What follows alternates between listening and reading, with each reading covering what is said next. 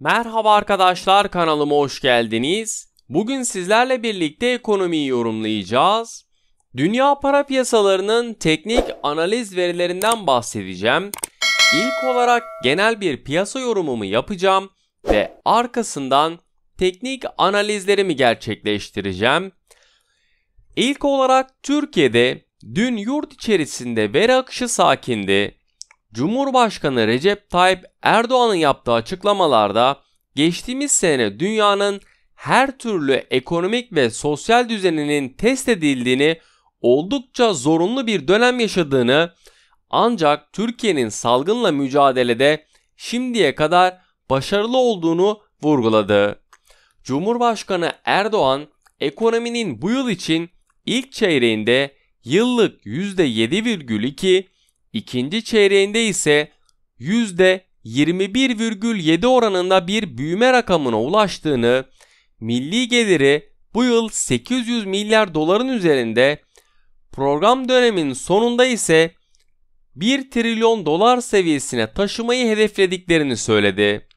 Erdoğan, brüt döviz rezervlerimizin 118 milyar dolara ulaştığını ifade ederken, net rezervlerin ise hala negatif bölgede 41 milyar dolar olarak görüyorum. Dün Borsa İstanbul 100 endeksinde haftanın ilk işlem gününde %0,20'lik bir artış ile 1471 seviyesinden kapatırken, sektörler arasındaki endeksler arasında en fazla kazandıran sektör %1,22 ile turizm olurken, en çok kaybettiren sektör ise %0,23 ile ticaret sektörü oldu.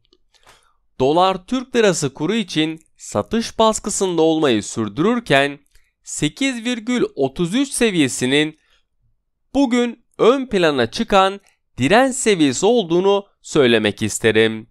Bu seviyenin üzerinde tekrardan alımların hız kazanacağını düşünüyorum. Bugün yurt içerisinde veri akışı sakin. Amerika Birleşik Devletleri piyasalarında yaşanılacak gelişmeler yurt içindeki fiyatlamalara da elbette ki yansıyacak. Borsa İstanbul 100 endeksinde hala 1466 seviyesi kritik önemini korurken, bu seviyenin üzerindeki alımlar ön planda ve bu seviyenin tekrardan aşağı yönlü kırılması halinde de sert satışların yaşanacağını düşünüyorum. Amerika Birleşik Devletleri tarafında ise dün İşçi Bayramı nedeniyle Amerika Birleşik Devletleri piyasalarının kapalı olduğu işlem gününde işlem hacminin küresel piyasalarda da sınırlı kaldığını gördük. Dün dolar endeksindeki yükseliş görülürken Amerika Birleşik Devletleri'nde de tahvil piyasaları da kapalıydı. Amerika Birleşik Devletleri 10 yıllık tahvil faizlerinin %1,37 seviyesinin geçmesi halinde sert bir yükselişi beklediğimi vurgulamak isterim. Bu küresel bağlamda aynı zamanda doların bütün para birimleri karşısında değer kazanmasını sağlayacak. Şu an tahvil faizleri %1,35 seviyesinden işlem görüyor. Geçen haftanın son işlem gününde istihdam verilerinde toparlamanın arttığı görülürken 22 Eylül'de Fed'in tahvil alım programının azaltması için düğmeye basabileceği yönünde sinyaller mevcut. Bugün Amerika Birleşik Devletleri'nde veri akışı sakin, tahvil piyasalarında yaşanılacak hareketler de bizlere yol gösterici olacağını düşünüyorum. Euro bölgesi tarafında ise dün Euro bölgesinde açıklanan Sentix Yatırımcı Güven Endeksi beklentilerin üzerinde 19,6 puan seviyesinden açıklanmasına rağmen son 2 ayda Sentix Yatırımcı Güven'inde düşüş görülüyor.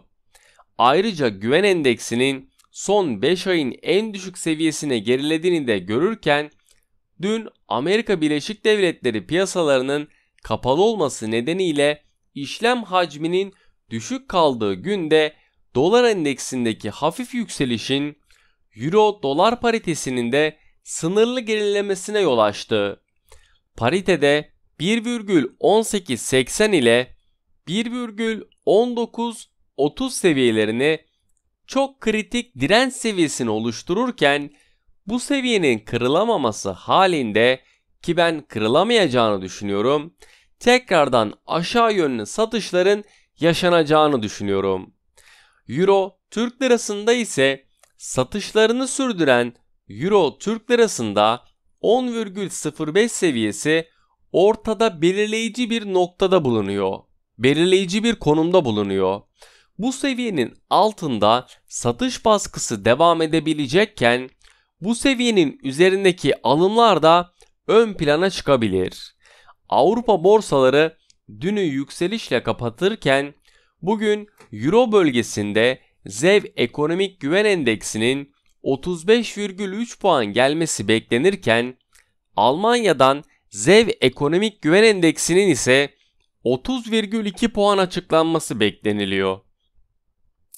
Son 3 aydır Euro bölgesinde ZEV Ekonomik Güven Endeksinde azalış yaşanırken Delta varyantının bazı malların arzında yarattığı sıkıntının devam etmesi ekonomide belirsizlik olarak güven kaybına yol açıyor.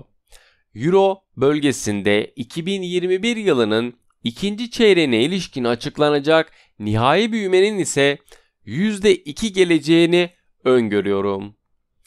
Şimdi dünya para piyasalarının teknik analiz verilerinden bahsedeceğim. İlk olarak dolar Türk lirasında dün Amerika Birleşik Devletleri'nin İşçi Bayramı nedeniyle tatil olmasıyla çok fazla fiyat hareketliliklerinin yaşanmadığını gördük. Döviz kurundaki fiyatlarda geçtiğimiz haftanın etkilerinin devam ettiğini söyleyebilirim. Ancak ülke risk birimimizdeki geri çekilmede Euro Türk lirası için geri çekilme konumunu destekler nitelikte. Yaşanılan gelişmeler çerçevesinde dolar Türk lirasına teknik olarak baktığımızda yukarı yönlü hareketlerini devam ettirmesini beklediğim kurda 8,32 ve 8,38 seviyelerini yakından takip ettiğim önemli direnç noktaları. Olası satış baskılarını görmemiz durumunda ise 8,24 ve 8,18 seviyelerini yakından takip ettiğim, dikkat etmemiz gereken destek noktaları. Euro Türk lirası tarafında ise Euro bölgesinde yatırımcı güveni beklentilere paralel 19,6 olarak açıklanırken bir önceki aya göre de düşüş gösterdi. Türkiye CDS'lerindeki görülen geri çekilmenin devam etmesi kurdaki baskıyı azaltırken bugün açıklanacak olan Euro bölgesi büyüme verisi ve ZEV ekonomik güven hissiyatını da yakından takip ediyorum. Euro Türk lirasına teknik olarak baktığımızda yukarı yönlü seyrini devam ettirmesini beklediğim kurda 9,90 ve 10 Türk lirası seviyelerini yakından takip ettiğim önemli direnç noktaları. Olası satış baskılarını görmemiz durumunda ise 9,80 ve 9,75 Türk lirası seviyelerini yakından takip ettiğim, dikkat etmemiz gereken destek noktaları. Euro dolar paritesinde ise dolar endeksindeki görülen yatay hareketlilik paritede hafif yönlü yukarı seyrin başladığını bizlere gösteriyor. Paritedeki yukarı yönlü harekette geçtiğimiz hafta açıklanan Amerika Birleşik Devletleri verilerinin beklentilerin altında kalması önemli bir unsur olarak karşımıza çıkarken bugün açıklanacak olan Avrupa büyüme verisini de yakından takip ediyorum.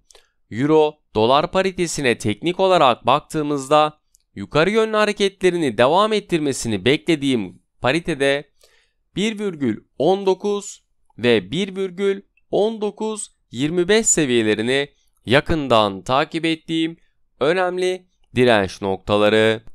Gelebilecek olası satış baskılarını görmemiz durumunda ise 1,1850 ve 1,1820 seviyelerini yakından takip ettiğim, dikkat etmemiz gereken destek noktaları. Brent petrol tarafında ise OPEC Plus toplantısından beklentilere paralel üretim artışına bağlı kalınacağının açıklanmasının ardından prim kazanımlarını devam ettirme kararı alındığı belirtilirken bir sonraki toplantı 4 Ekim'de gerçekleştirilecek ve bu süre zarfında vaka sayılarının seyri ve gelişmiş ülke merkez bankalarının alacağı kararları da talep tarafını etkileyecek önemli gelişmeler arasında yer alacak. Yarın açıklanacak olan Amerika Birleşik Devletleri ham petrol stoklarında yakından takip ediyorum.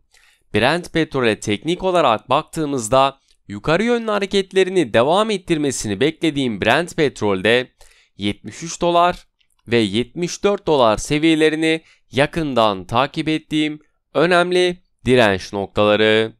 Yaşanılan gelişmelerle beraber aşağı yönlü bir seyrin oluşması durumunda ise 72 dolar ve 71 dolar seviyelerini yakından takip ettiğim, dikkat etmemiz gereken destek noktaları. Beni dinlediğiniz için teşekkür ederim.